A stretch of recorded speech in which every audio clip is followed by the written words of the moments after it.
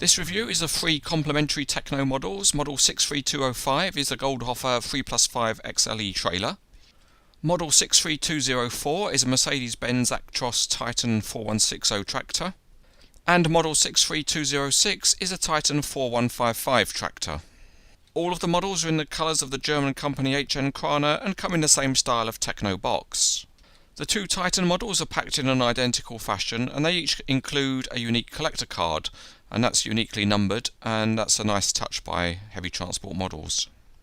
Inside the box there's high quality black foam rubber, and the tractor is securely packed inside, and there's only 2 parts to it. There's the tractor itself, which is mostly assembled, and there's a small bag containing some of the smaller parts which have to be fitted. There are no instructions with the tractor models. The Goldhofer trailer is in the same size box, but there's a lot more in the box. It also has a unique collector card that's individually numbered. And when you lift up the foam rubber and get inside the box, there's also an instruction sheet for it because it's a more complex model. Looking at the parts in the box, there's a 5-line rear section, and there's a 3-line front bogie.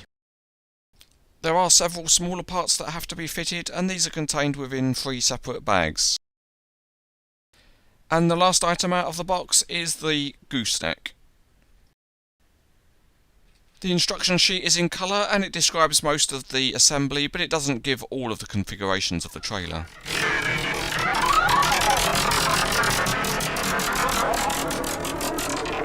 The assembly of the 2 tractors is identical, so we'll start by fitting into place the 2 door mirrors, and they just pop into the holes into the cab doors, and the fit's pretty good, so they stay in place.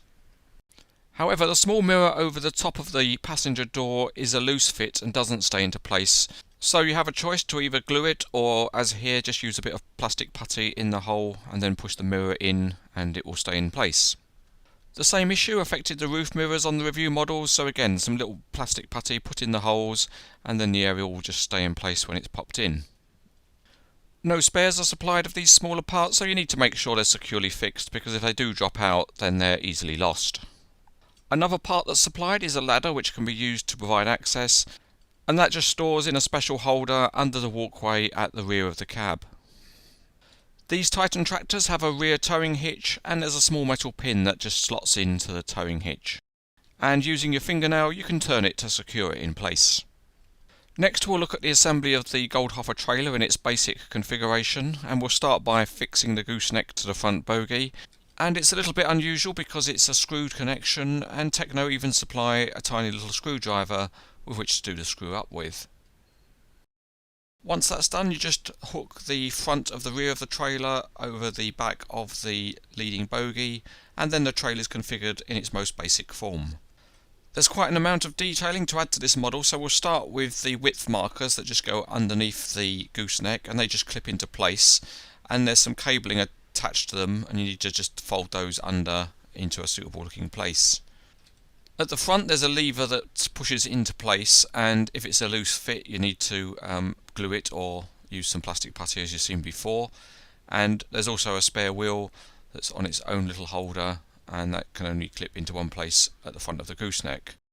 And then at the back there's a couple of plastic handrails that just fit into place, and they were a good tight fit on the review model. There's another connector with cabling that fits at the back of the leading bogie, and that pushes into place. There's no obvious place for the cabling to go, so you kind of need to fold that back down and under in a way that's unobtrusive.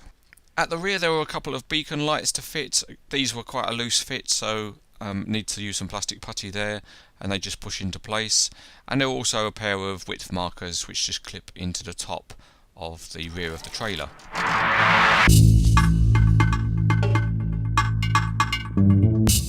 The detail underneath the Titan tractors is very good, with the transmission and suspension all nicely detailed, and just the steering mechanism is modelled in a purely functional way. The wheels are very detailed, with all the wheel nuts visible, and there are different sized tyres on the front and rear axles. The cab detailing is very good, with colour-coded door mirrors and a nice light bar on the roof. And the front is modelled well with neat chevron style graphics and a realistic number plate. Certainly a strong point of the Titan models is the quality of the graphics on the side of the cab, which is very good. And there's some fine detailing at the bottom with the use of colour to indicate detail. Behind the cab the equipment towers are plastic, but they are detailed, complete with air lines and wheel chocks. And at the rear the lights have lenses, there's a towing hitch, and the Mercedes-Benz name is on the mud flaps. Looking now at the differences between the two tractor units, for the most part they are cosmetic in terms of colour differences, but there is a physical difference in terms of the equipment towers behind the cabs. Moving now to the trailer, the detailing of the front bogie is pretty good with painted wheels and there are rubber mud flaps. The same type of axle units and wheels are used on the rear of the trailer. The detailing underneath the gooseneck is pretty good, and there are some finely detailed graphics on the outside for the control console. There's anti-slip surfacing on top of the gooseneck and also on top of the leading bogie, and there's a yellow reflective stripe down the bogie edge. Deck plates can be fitted to the trailer, and these are plastic parts with a timber replica surfacing. There's some very good detailing down the rear of the trailer with silvered tie-down points and tiny graphics. And the detailed graphics continue through to the back where it gives it a realistic appearance.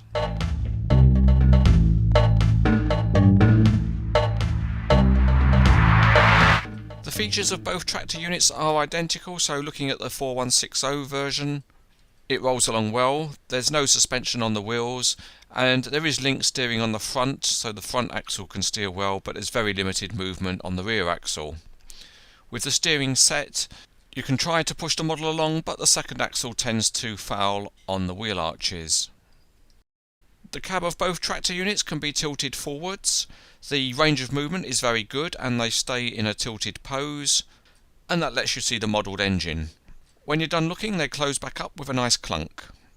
The front bogie unit rolls along pretty well, but the really good model engineering feature is the sprung suspension, which is very flexible and works. Each of the axle units has its own suspension, and the steering is all linked. It's not proportional on the front bogie, it all steers in parallel. And with the steering set, the bogie unit rolls well. At the rear of the trailer, the suspension on the 5-line unit is just as good. The springs work really well. And again, each axle unit has its own individual sprung suspension. All of the wheel units are linked together for the steering.